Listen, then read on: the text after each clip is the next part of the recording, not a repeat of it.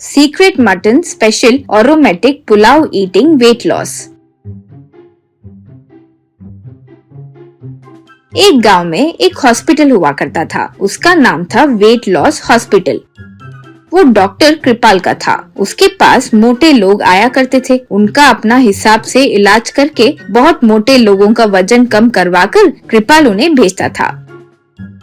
एक से देखो, आप लोग फिक्र मत कीजिए कि आप इतने मोटे हैं, मेरे पास आ गए हो। अब मुझ पर छोड़ दीजिए। आपका वजन कम करने की जिम्मेदारी मेरी है। 1 केजी कम करने पर 10,000 रूपए देना, 2 केजी कम करने पर 20,000। इस तरह 1-1 केजी का 10,000 रूपए भरना होगा। बताइए, आपको कितने किलो कम करना है? यूं पूछा वो। डॉक्टर, मुझे 20 किलो कम करना है। आपको पैसे पहले ही देने होंगे, और अगर आप वजन नहीं घटा पाए तो? यूं कहा कृपाल। लगता है आप मेरे बारे में पूरी तरह नहीं जानते। मुझे 1 रुपया भी पहले देने की जरूरत नहीं है। पूरा ट्रीटमेंट होने के बाद आपके घटाए वजन के हिसाब से आपसे पैसे लूंगा, और अगर आपका वजन बिल्कुल नहीं घटा तो मैं ही आपको पैसे दूंगा। ये मेरा चैलेंज है। लेकिन मैं यहाँ जो भी कहता हूँ आपको वो मानना होगा, वरना फिर ये लागू नहीं होगा। यूं कहा। उसी गांव में एक धनवान रहता था।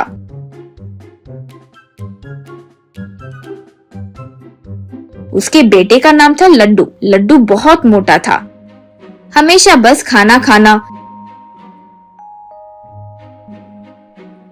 सोना, बैठे बैठे टीवी देखना, इसके अलावा और कोई काम नहीं करता था। एक दिन कुर्सी पर बैठकर सिगरेट पीते हुए, रे कोई है यहाँ? जल्दी आकर कुर्सी हिलाओ, जल्दी आओ, कहकर चिल्ला रहा था।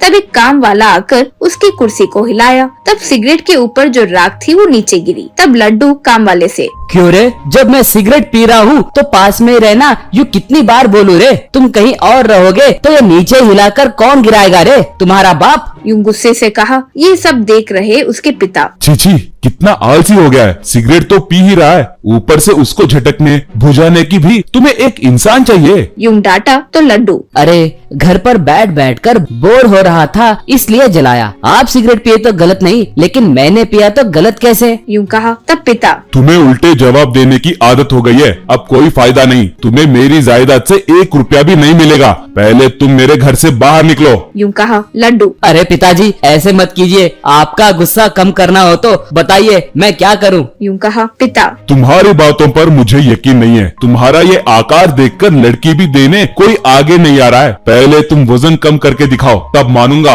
यूं कहा। बस इतना ही? डॉक्टर तिरपाल है तो मुझे क्या फिक्र। मैं जाकर 10 किलो कम कर आऊंगा, देखते रहिए। यूं कहा। फिर वो जाकर कृपाल से मिलकर अपनी बात बताया। कृपाल, देखो भाई, तुम्हारा 10 किलो कम करने की जिम्मेदारी मेरी है, लेकिन यहाँ जो मैं कह रहा हूँ वो मानना होगा, ठीक है? यूं कहा तो लड्डू ठीक है कहा। फिर लड्डू शुरू कर दिया। सुबह से कृपाल सब्जी के टुकड़े, फल देना, योगा, ये सब करवाया।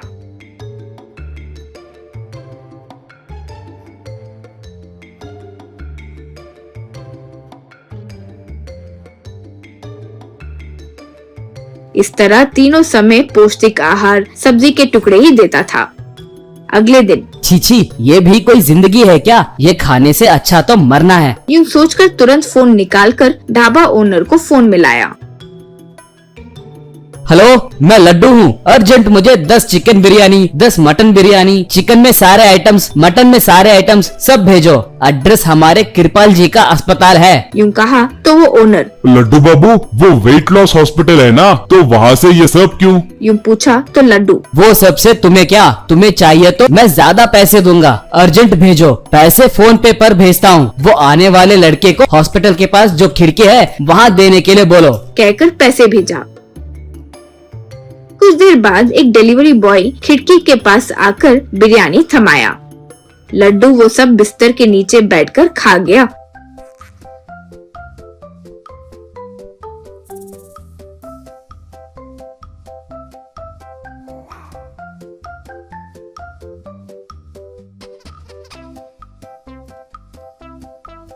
ऐसे रोज फोन मिलाकर ऑर्डर करना, उन्हें लेना, बिस्तर के नीचे बैठकर खाना, ये सब करने लगा। ऐसे कुछ दिन बीत गए। एक दिन कृपाल लड्डू का वजन नापते हुए, ये क्या बाबू, 1 ग्राम भी वजन कम नहीं हुआ? आश्चर्य की बात है, तुम्हारा वजन कम कर नहीं सका तो मैं हार गया। ये लो पैसे, अब तुम जा सकते हो। यूं कहा लड्डू पैसे लेकर चले गया। फिर उसे लड्डू जो कमरे में था वहाँ से बिरयानी की महक आई। वो क्या है देखने के लिए बिस्तर के नीचे देखा तो वहाँ खाकर फेंके हुए बिरयानी पार्सल्स नजर आए। यानी जो धोखा हुआ उसे समझकर कृपाल को चक्कर आकर वो नीचे गिर गया। 3 मैजिकल डोर्स।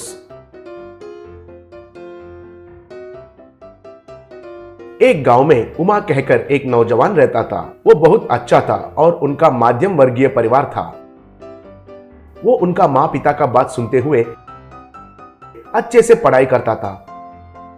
उमा और उनके कॉलेज में नंदिनी नाम का एक लड़की, दोनों बहुत प्यार करने लगे।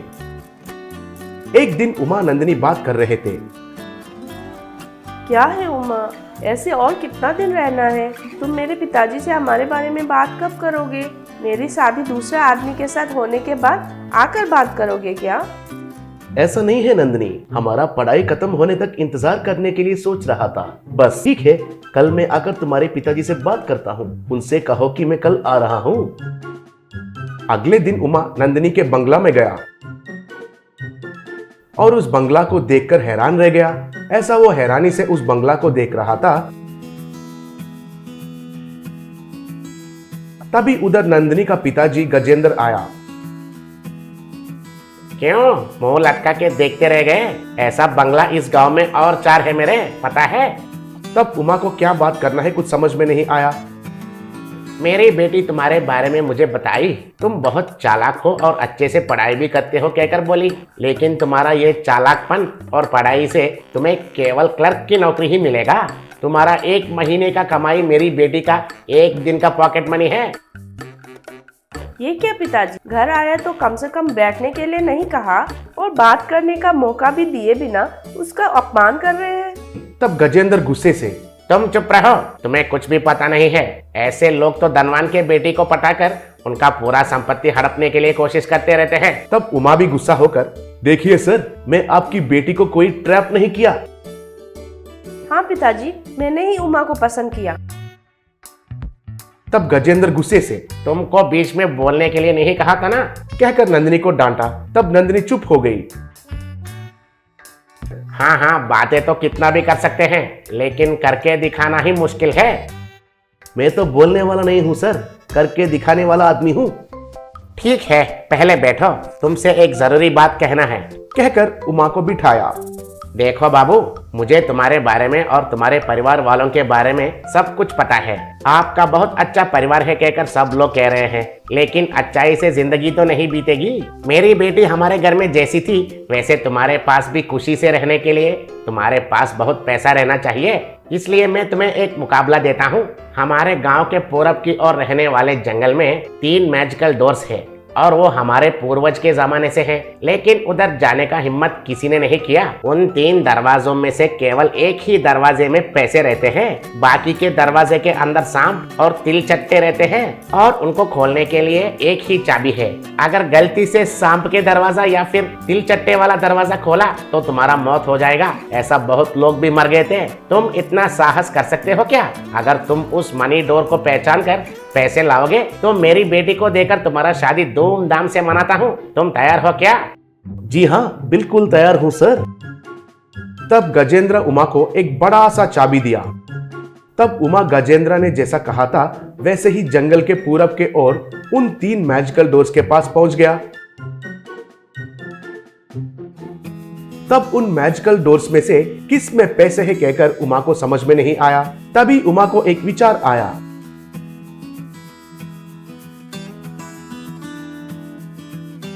जंगल में जाकर एक नेवला को पकड़ा और उसे लाकर उन 3 दरवाजे के सामने रखा। तब वो नेवला उस सांप वाले दरवाजे को सूंघकर पहचान लिया।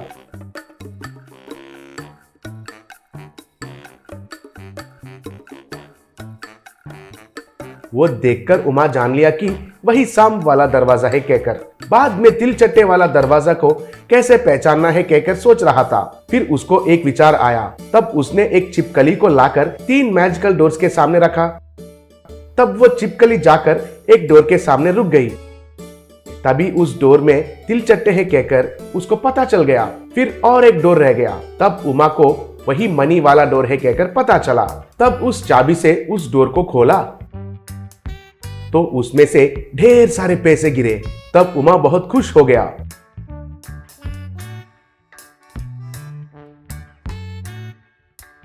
बगल में दोनों दरवाजे भी खुल गए। उनमें से शाम और तिलचट्टे बाहर निकल गए।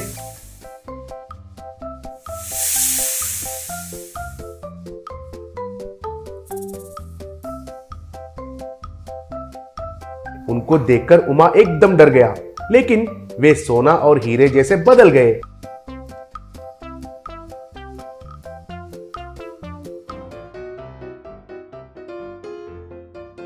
उमा उनको लेकर घर गया।